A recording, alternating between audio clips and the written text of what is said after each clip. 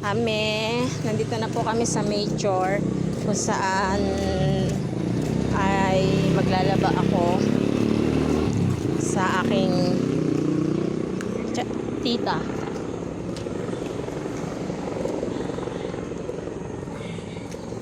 Yan. Dito na po kami sa loob ng subdivision.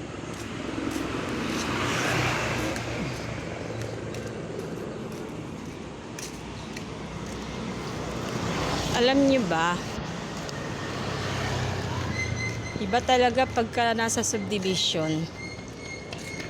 Napakalinis, tahimik.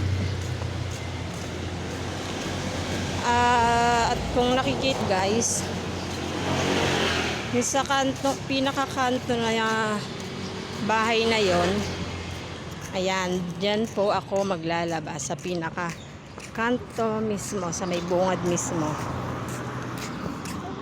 Yun po ang aking paglalabahan. Tinanghali na nga po ako mga guys. Malulobat na yung cellphone ko. Mamaya na lang ulit guys.